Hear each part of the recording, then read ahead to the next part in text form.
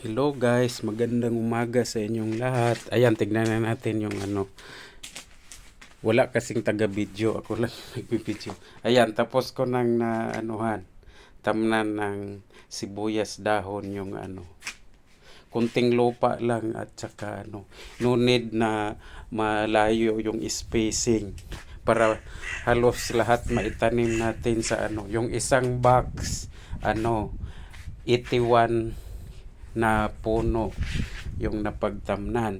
Ito naman sa kanan, lang 63. 64 dahil 8 by 8 siya. 8 rows and 8 din na yung linya niya. Ayan. Tapos yung sa kabila naman, 9 times 9. Di siya. 81 yung isang box na to. Tapos ito 64 lang dahil medyo maano yung spacing niya. Pero ayan, katatanim lang nga guys, nagsipagsulputan na yung niya. Umano na siya, ang bilis talagang tumangkad. Yan. Tapos yung mga mahigit 1 linggo na ayan, napagharbisan na nga yan. Ipinalaman na nga sa sa nilitson na pato. Yan, ang bilis talaga lumago. Yan kasi dito, ang pinagputulan, tatapon na sa basurahan. Pwede naman nating itanim uli. Yan, puro hingi lang yan. Yung lang lupa yung binili. Tapos ayan, ito 1 linggo ang taba pa Yan. Tapos dahil wala na tayong 3 lang yung nahingi kong styrofoam, natamnan ko na yung isa. Ayan, dito na lang itinanim yung sobra. Ayan yan, meron pang bakante. Sa sunod, pag meron pa tayong mahingi, dyan din natin itanim hanggang doon sa dulo. Ayan, may laurel din tayo guys. Ayan, pampaswerte yan. Lalo na sa may negosyo kang kainan. Ilagay mo yan sa harap. Ayan, ilagay mo sa harap. Siguro nagpapakakit ng customer. Yan, lalo na pag namumulaklak yan. Ayan, meron nga akong maliit itinanim. Kasi kung walang available doon sa tindahan na nagbibinta ng ganyan, ito na lang yung dalhin ko sa Pilipinas para may din, may tanim din tayong ganyan.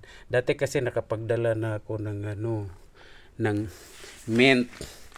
Ayan, mint. Tapos ito din, ito pala sa English ay chives. Nakalimutan ko.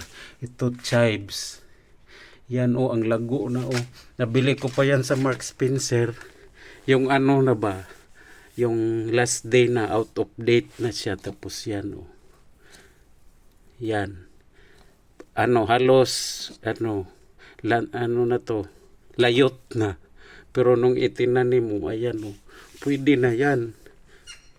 Pwede na yang gamitin. Ayan, meron din siyang sibuyas na Bombay ba sa Bisaya. Ayan, tapos may yung yung bawang. Yan.